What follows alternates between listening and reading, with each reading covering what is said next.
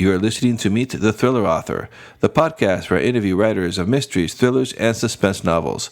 I'm your host, Alan Peterson, and this is episode number 61. This is the very first episode of 2018, so I hope you had a happy holidays and a happy new year. And it's hard to believe that this is the third year of this podcast. It's been a great ride. I've had a lot of fun. I've interviewed over 60 authors during that time, and I've learned a lot, met a lot of great people. And I really do appreciate your support in listening to this podcast, subscribing, rating it, and reviewing it. And if you haven't done that, please go to iTunes and review this podcast. It really helps me get the word out. And I have a lot of great interviews scheduled and planned for 2018, so do stay tuned.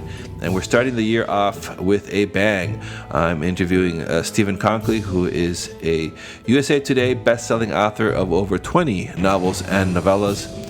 Stephen graduated from the United States Naval Academy in 1993 and served 8 years on active duty, traveling the world as a naval officer assigned to various Navy and Marine Corps units. He currently now lives with his family in central Indiana, where he still wakes up at 30 to write for most of the day. Stephen has several series out there, including one of my favorites, the Black Flag books, which are a gritty, no-holds-barred covert operation and espionage saga. He also has the Fractured State trilogy, a 24-style near-future conspiracy series set in the Southwest United States. He has the Hot Zone, which is a new series of the new thriller series that he has out, chronicling the events surrounding a bioweapons attack against the United States.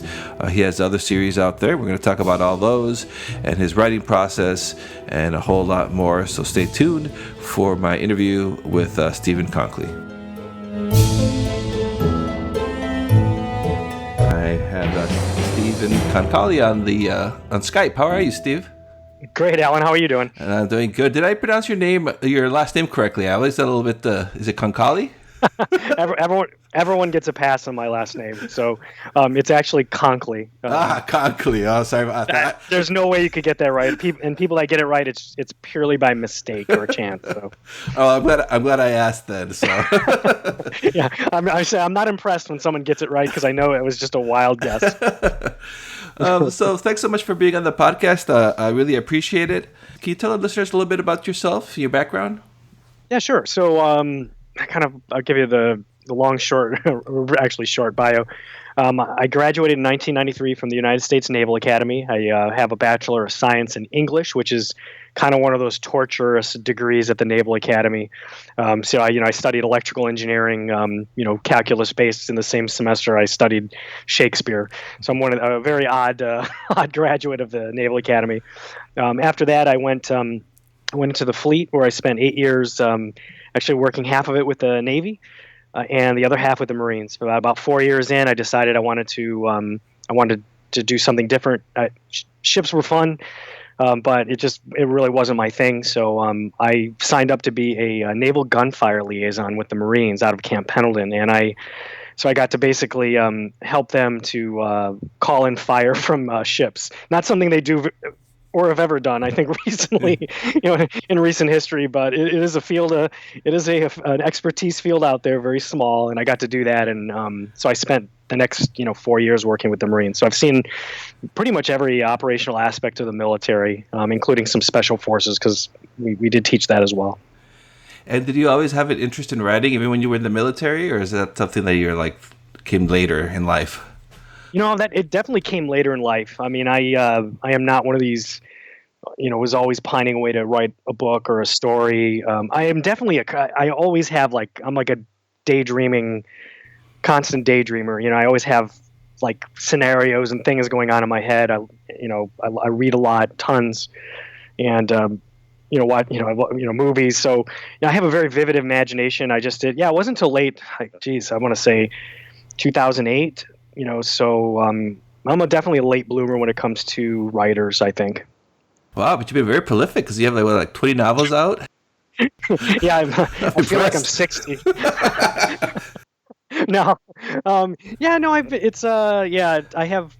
think this will be 14 or 15, and then I have a bunch of novellas. But yeah, I kind of my first book took 3 years. The second book took a year, and then after that, I was able to write. I started getting up at 4 a.m. So this is like, became part of my process, and it is not my process now. I couldn't get up at 4 a.m.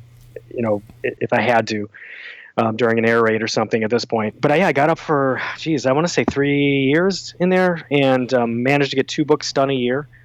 And then I continued that when I went full-time as a writer in 2013, and bumped that up to about 3, maybe 3.5 books, a year then. So yeah, that's why I have like a pretty high novel count, so to speak. And what motivated you to write your first novel? Yeah, it's kind of a story. I'd always been a big fan of I always love the pandemic kind of virus. So my first book is the Jakarta pandemic, and it is about a kind of like the 1918 Spanish flu pandemic, but current day and even deadlier. And yeah, that idea, it kind of sprang up out of nowhere. I would say I was up in my office one day looking around in my neighborhood, and decided, I'm like, what would happen? How would people interact? I was kind of interested in the whole pandemic and the thriller aspect from a different angle, not the CDC scientists running around trying to solve things, but from, like a family aspect. Like, really, what would I do?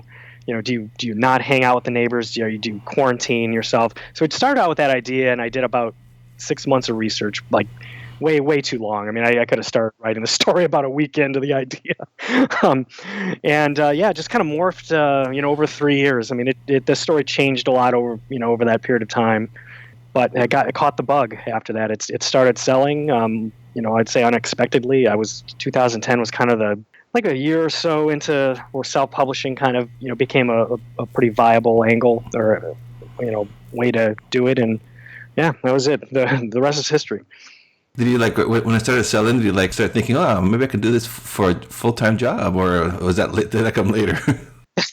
Well, my first thought was like, I don't have this many friends and relatives, so someone, I'm like, people are actually, that I don't know are buying this book. I think with the first one, it was just, I did have a couple months. I released the book in the fall of 2010, and then I think March and April were, big months in terms of what I had ever seen.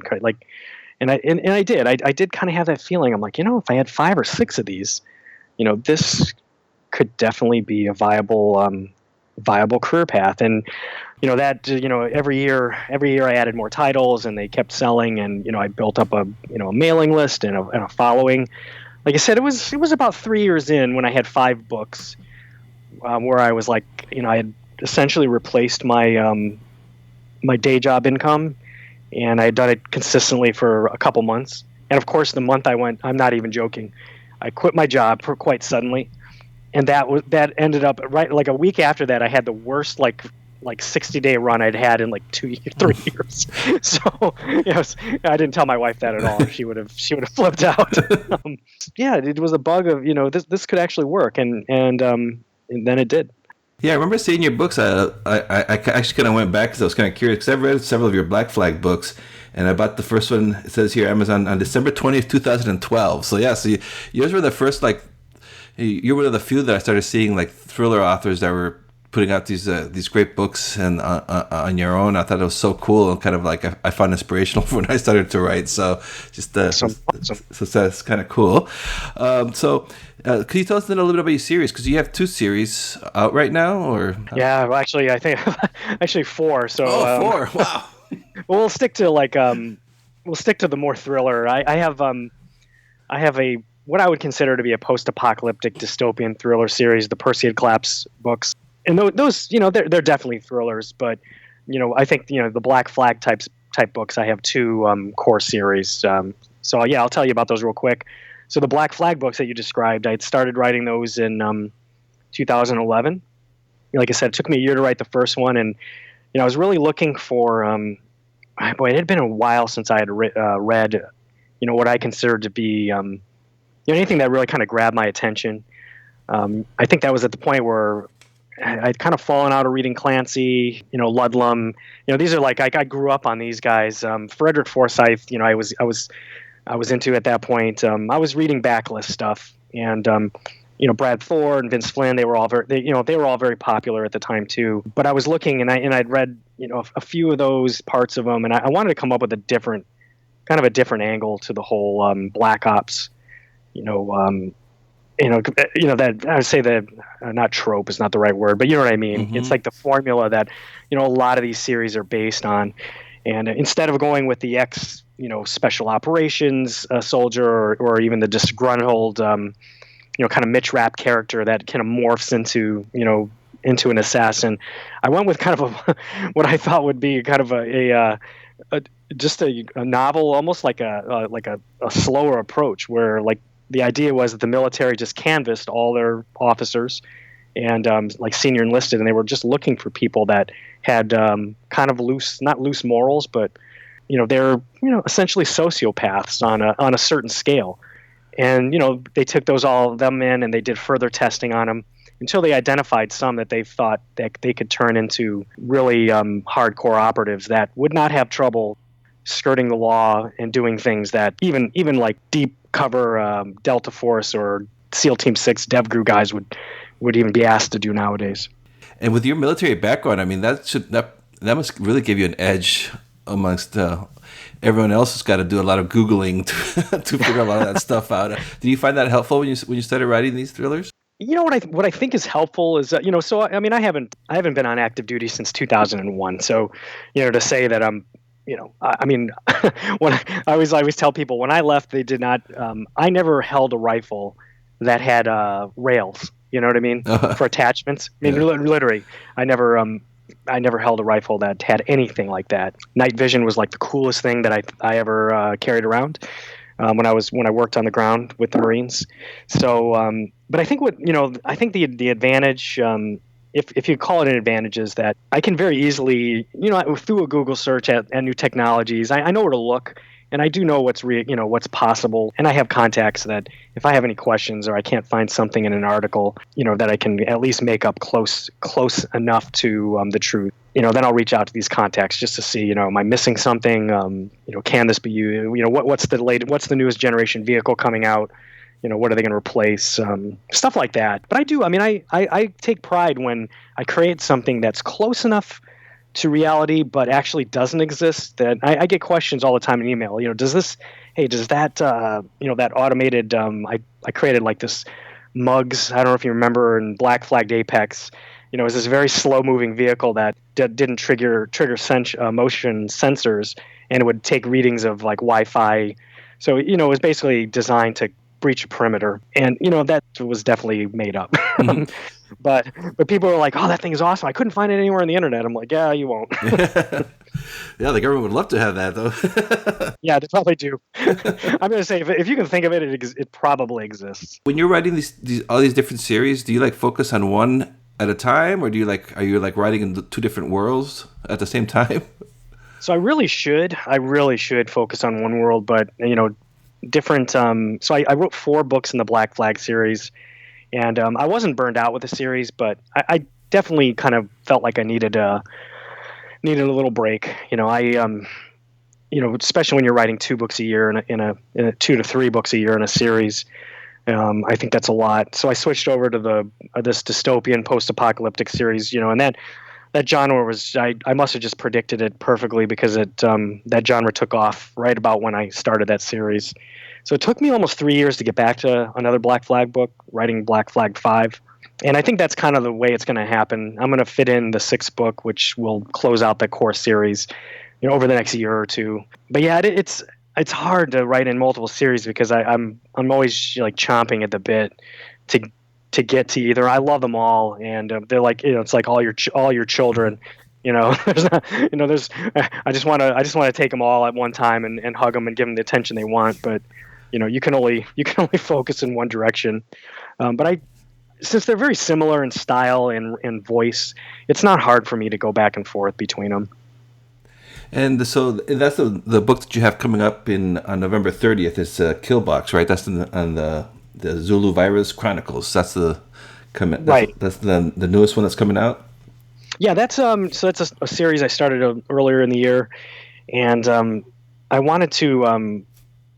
Once again, I don't like to do the same thing that's being repeated. So I did a ton of research, and I decided to explore a bioweapons attack, from the ground. Not, once again, there's a little big picture stuff, and it builds into a big picture. There's actually some links to Black Flag, which you would appreciate. And I've gotten a lot of emails from readers like, "Hey, wait, I see what you did there." So the virus that is actually occurring in the Zulu virus Chronicles is the virus that I created for Black Flag. So there's a link between the two books, but it kind of takes place in, I would say, they're alternate universes. There's some spillover from characters, but it's not directly related to anything that happens in the Black Flag series. So I've been getting a ton of email from Black Flag readers who are like, "This is awesome. You brought General Sanderson in, of course, under a different." He's not called General Sanderson in the book. He's called by first name, but people who've read the series know. And so I'm having fun with that series. And yeah, the next one comes out November 30th. It might actually release a little earlier because I got, for the first time ever, ahead of schedule. Yeah, wow. Yeah, I mean, I say I was ahead of schedule, but I really wasn't. It's all the people that are doing the editing and proofing. The time frames they gave me were compacted, so I was rushing to finish for no reason. Oh. You hate when that works out that way, but that's good though, yeah. right?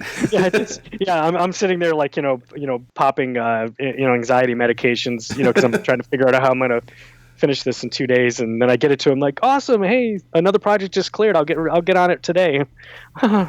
Yeah. And your covers are awesome. Do you use the same designer for all your books? I do. I use Jerome Tenberge. Oh, I've heard of him. His name. And I know I'm not pronouncing his first name right, and he's never corrected me, so that's his fault. But yeah, he is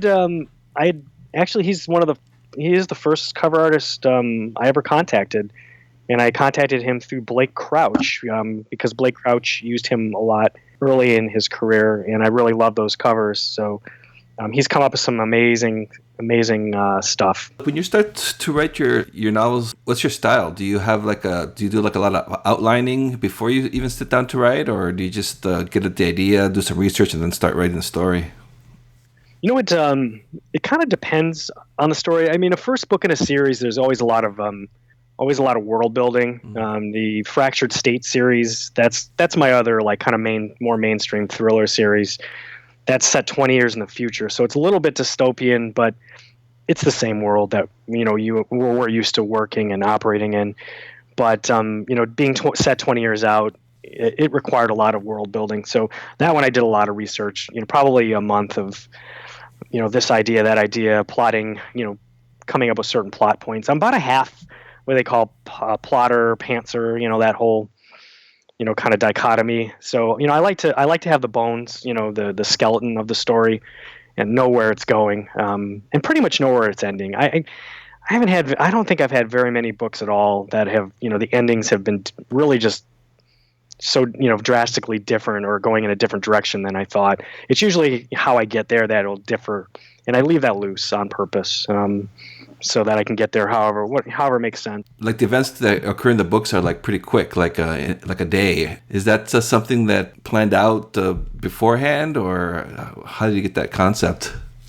Yeah, I'm glad you may be one of the first people that's formally mentioned that, and yeah, I do have a tendency to play things out in court. I like condensed timelines. I loved the series 24. Oh yeah. So the concept of a lot of different things going on. It's not, there's a lot of stuff. I do like, a lot of, Fractured State, the first book takes place in a 48-hour period. Same with its sequel, the Black Flag books. I think one of them had a gap, there's a week gap in there, just time wise. You can't move people from the United States to Russia discreetly, that quickly. So, I kind of view these things as that's how they would happen. I don't like to gloss over, long periods of time. I get disconnected when I read, and that happens. Sometimes I'm like, hey, wait a minute, it's a month later. Wait, okay. I'm like, all right, yeah, it makes sense. They were in Kiev, and now they're in, Australia. Yeah, you definitely have to travel. So I think it probably just suits the way I kind of and I have a very cinematic, I think, writing style, a very visual. In my head, I am seeing these scenes from every angle. So I think that's another reason I just kind of like to write in the moment. So that kind of a long-winded answer to say basically I don't know. No, but there's a lot of reasons I do. I think I do that, and I do. I do like compressed timelines. Yeah, and I think as a reader, though, it really adds realism to him because, like you said, when these military stuff is happening, it's not like it's I have 3 months to. I mean, once the ball gets rolling, it goes pretty fast. Right, right. What are you working on next now, or are you just kind of relaxing now, take a little breather from the launch that's coming up? Yeah, I wish. No, no. I've always fallen in the same pattern. I'll overbook myself for the year. I'm working on admin. I have a tendency to kind of just focus on the books when I'm writing them. So I got about a week off. I'm actually going to write the third book in the Zulu Virus Chronicles series next, and I'm going with a slightly different format. I'm gonna write some shorter books, I would say double novella. So I would say three or four novellas is a novel. I think if you go by the 25-30,000 word. So this is going to be more of a a double novella size. I want to focus on certain aspects and characters, and I'd set the series up that way. So the first two books really kind of tee all this kind of very diverse world of characters and problems that they have, and then I'm gonna attempt to. I say attempt because my wife, if she were down here, if she was in the office right now listening to this, she'd be rolling her eyes and shaking her head. She can't count the number of times I've said this is an 80,000 word book, not a word longer, and then it's 120,000 words. And and I'm stressed out writing at midnight, so I'm going to try to make these shorter. And I'm working with just smaller, kind of more compact stories. So my goal for that is to I'll get one out, probably finish it by Christmas, but I'll release it in January. And then I've committed. I sold 2 books to Thomas and Mercer, Amazon imprint, and I owe both of those books in 2018. So it's going to be, those 2 books will keep me really busy. And so the shorter format will maybe allow me to get one more book in between those. And then after that, who knows what's going to happen in 2019. Yeah, so no breaks for you coming up. No, there's really just no breaks at all. My way. I mean, it's a life of a writer. I mean, we work hard, but at the same time, there's a lot of, there's a lot of downtime. When I'm working like a dog toward the end of, when I come close to a deadline. But believe me, there's a lot of time in that front end that could have been used to prevent that. Yeah. That's usually you're making up for times when that's what happens to me. If I would have done more, if I would have managed my time better, I wouldn't be crunching at the last month. That's it. My wife's she's an attorney, and she's like, you have to treat it like billable hours. You have X amount of billable hours due every month, and you just got to keep track of them. And if you're falling behind, there's only one way you can make that up. And that's by backloading the entire month and working like crazy. So I still haven't learned. Yeah, that's funny. My wife's a CPA. She works, and she's the same way. Very organized, very deep, analytical. It's like, so what exactly are you doing? And what is that really going to advance the novel that you were working on? Doing this? Should maybe we need to form a support network. Yeah, exactly. Right. Yeah, writers whose wives or spouses are exacting professionals that actually know how to manage their time. So is this the series that you're going to be writing for Thomas and Mercer is going to be a new one? Yes, this will be a new series, and I'm looking at doing something. I mean, the writing style, that's almost always the same, but I'm definitely going to kind of take a different approach with this. And all my other series, you'll also notice they're almost, I don't like to use the word serial because I do wrap up everything that kind of is going on, but they do go from one to the non. They're very connected, as in the luckiest reader out there reads Black Flagged 1. If you love the series, then you have 4 more books because they all just kind of like back up next to each other in time and, fictional time. And this new series that I'm writing is going to be more of a like loosely connected standalone novel. So, I was looking at more of like the Lee Child kind of Jack Reacher approach, a little more of a traditional, I think, thriller novel. I mean, you see like Brad Thor and Vince Flynn's characters, all these guys, they there are threads that are common and carry through. In book 4, something happened in book 1 to someone they know. There are things that carry through, but the plots are very standalone, and that's kind of what I'm going to explore. Something a little more traditional. Do you always write in the same location, like in your office, or do you like go to coffee shops or? I'm not a big coffee shop person. I'm pretty easily distractible, but I have done it. I have like several locations in the house, and when the weather's nice, I spend most of the time on the screen room. I do some job. I don't know if you ever heard of these, like, not job share sites, but there's like little offices where you can just you pay like a daily fee or a membership, and you can go there and either use an office or just use open space like cubicle stuff. Or so I do try to break it up, because if I'm here for too long, it I don't know if that's the same for you. I find that more than 2 weeks stuck in this house is about all I can take. Yeah, it's like I gotta get out of here. Yeah. I become like a hermit. I'm not working out. It becomes very easy to just like become like I'll literally be in the back of the basement, writing with a flashlight by the end of the 2 weeks. Like a lunatic. So yeah, I like to get out, but I don't do it anywhere near as much as I should. And do you still find time to read, or are you too busy? Yeah, reading's tough, I have to say. I think at this point my circle of author friends is just too wide to read. I can't read everything by everyone. It's just impossible. It was a lot more manageable when I was brand new and, had maybe, just 5 or 6. Even then it was hard, and everyone's so prolific. So, yeah, reading is tough. I mean, I kind of go back to like my old, my old favorites like Stephen King, or, some of these, some of the authors I've kind of grown up on.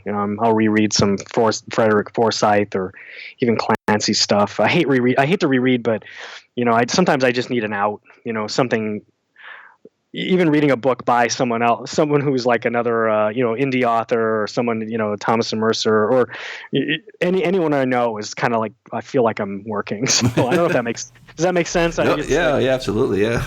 Yeah, it's like a comfort food, going back to like something you've already read before. Yeah. And there's so much good stuff out there. I mean, I just know so many talented authors. I simply cannot, I can't get to. I'll try to, like, if someone starts a new series, I'll try to read the first book in it. But some of these, book 8, 9, 10, and then I get to be good friends with them online. I'm like, there's just no way I can go back. I can go through the backlist, 8 to 10 books, and it's just not going to happen. Yeah, it is crazy. Yeah, my Kindle has a lot more books that I have not even gotten to yet. So No, I know, and I know I'm not going to get to them either. That's the problem. Yeah. So I want to mention that, especially for listeners that are interested in publishing and writing. I was your website. You have this whole section on writing, like you're kind of like offering the behind the scenes on writing these bestsellers, and it's just really cool. Cool, awesome, yeah. Yeah. What led you to share all that? Because it's really amazing stuff in there. Yeah, I liked I definitely did a lot more of that earlier. Like you'll see a lot more posts between like 2010, 13, 14. In that range. I think it's just like this. I get the questions a lot from readers. They're always very interested in the process, and how things go down. And I couldn't for the life of me. I don't have a formula, or nor could I create one or write a book on it. But when I can, I have the time. Talk about character, building or world building. I did a pretty extensive series for Fractured State because I just had a blast building the world. And writing the books too, but really creating the timeline and the maps. I did a little arts and crafts time. Because I just really need to see everything, kind of visually for it to make sense. Yeah, I mean, I like to share that stuff. I truly wish I did it more often. I'm glad to hear that you found that to be interesting. I think I do get a lot of comments on process, and like I said, I wish there was some kind of magic formula, but there isn't. Yeah, just writing and publishing. Yeah, pretty much it. Yeah, that's it. And you're on Facebook and Twitter and all those the main social media haunts, right?